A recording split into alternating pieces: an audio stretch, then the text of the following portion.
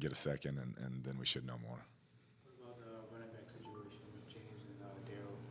Yeah, I don't think Darryl will make it. James will be day-to-day. We'll see if he can make it back by Thursday. With Brown, is there a short-term hope there or intermediate? Yeah, I would say intermediate. That's the number I've heard. But once again, he's going to get it looked at by a different doctor, and then we'll know more. Was the Anderson trade a direct result of worrying that you weren't going to have Hollywood for a while? Yeah, I think so. Had an opportunity to get a guy, bring some speed and that dynamic that Hollywood has, and so we'll kind of see where he fits in. And just for the long term, with guys getting hurt, we need some more wideouts in here. It's very similar body-wise, kind of production-wise. Would that be a pretty easy way to slot him into what Hollywood? Yeah, I'm not sure exactly how he'll fit, but just watching him over the years and studying his tape, I mean, he's got a skill set that seems to be similar, and he can really run, which we need that. You get Hop back, and you get Robbie, and it might take him a while to get up to speed. But how devastating is it to lose Hollywood for any length of time and Justin Pugh for the season? Yeah, I mean it's tough. Anytime you lose starters that you're depending on in your offense, but that's the NFL, and everybody's dealing with the same thing, and we got to be able to continue to play and improve, and so we'll make adjustments, go from there. Releasing Matt Hammond. Yeah, Prater, we'll see if he'll be ready to go. I think it'll be close, and we had to bring Hop back, and so kind of roster logistics at that point, and then we're going to figure things out over the next couple of days. I don't know if I've ever seen a coach be that did not have that much faith in a kicker. When did you lose that faith? Yeah, I wouldn't say not faith. I think it's having faith in your offense more than anything. Matt Prater is one of the best in NFL history, so that's kind of a different level. But the opportunities we had offensively, I thought, were there, and weren't able to make them at the time. But it was more that than any lack of faith. Like I said, it was a Prater deal. Like, we feel like he's pretty much automatic, and that's a good luxury to have. When you don't have it, it's a little bit different. Did you know what the issue was between Wilkes and Anderson on the scuffle, what I mean when I say that, on the sidelines yesterday, and how did that come into the trade? Yeah, I did not, so I didn't know anything about that. It didn't affect the trade in any way. Is Max Garcia the guy that fills in for Pugh? And where does kind of Cody Ford fit? Like, is he anywhere close to being in his window? We're hoping. He's another guy that, with a no practice type week, just walkthroughs, we'll see how close we can get him ready to go. But if not, yeah, Max will slide in there and be the guy. Is there any realistic hope that Robbie Anderson could be available to play Sunday on Thursday? Yeah, I would say so. We'll get him in, see what we can fit in once again. Without getting on the grass, actually going full speed, we want to make sure that he's confident when he's out there. So if he does play, it would be a limited package. What's the plan for DeAndre, and did that plan change once everything happened with Hollywood? Yeah, I would say somewhat. His role, where we anticipated playing him, we still want to use him in different positions and maximize what he can do, but we definitely will adjust his role considering what occurred yesterday. Will he be on a snap count or anything? He says not, so we'll see. I mean, we'll see how he's going, but I know he's anxious. He was up here today asking for the game plan and excited to get out there. It might be too early to ask this, but considering Justin considered retirement, do you think he will retire now? I don't know.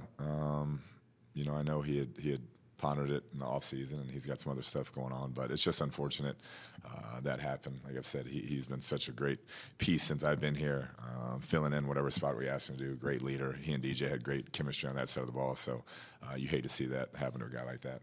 I think you guys are 3-9 over your last 12 games dating back to last season. That was about the time that DeAndre Hopkins got hurt, and you haven't really had him much. Is it as simple as him being on the field, or are there other things? No, I think you can watch, how we're playing offensively and see there's more to it than that. But he definitely brings a dynamic that any team would want to have. I mean, we have a true number one like that, a playmaker that defenses have to be aware of each and every snap. It makes a difference in scheme and play calling, things of that nature. But we have more issues than that we've got to correct, and we can't expect him just to be the savior. I mean, we're all excited to have him and what he brings and competitor he is and all those things, but we've got a lot that we've got to get better at.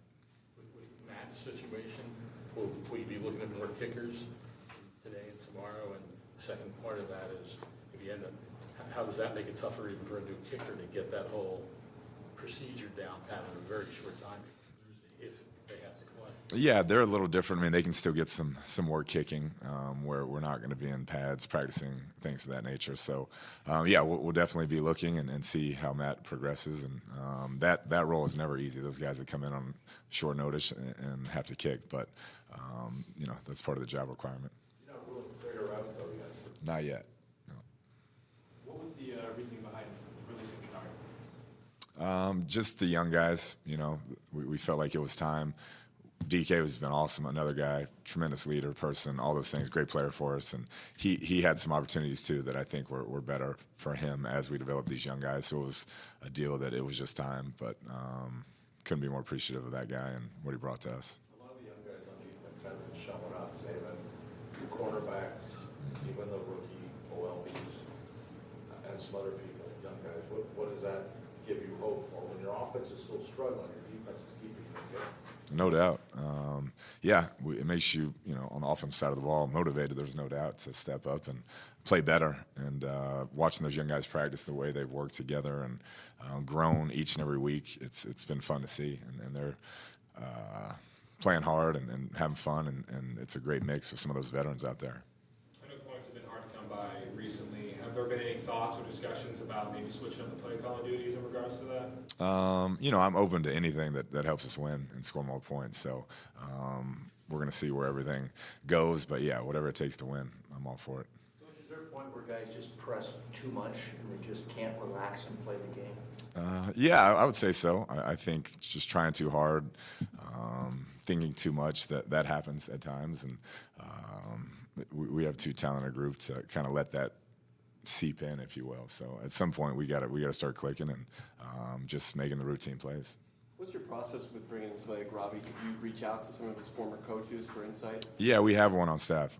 Sean Jefferson coached him with the Jets when he was really successful, and so that played a role in it. There's no question.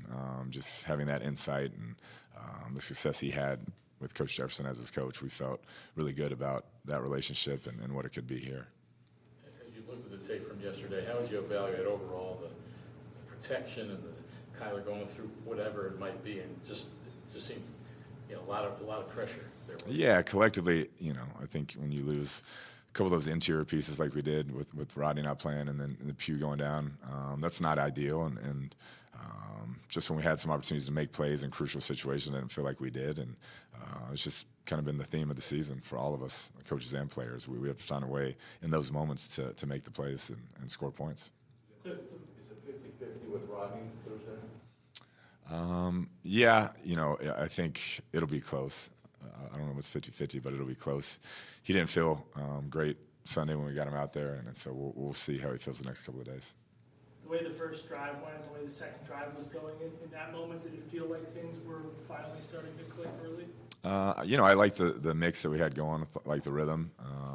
Weren't able to get it in the end zone, and then, you know, obviously the fourth down, weren't able to hit that, and for whatever reason, felt like we started to press after that, and then that's one of those things we just got to be able to regroup and reset and play the next series. Coach, thank you. Thank y'all.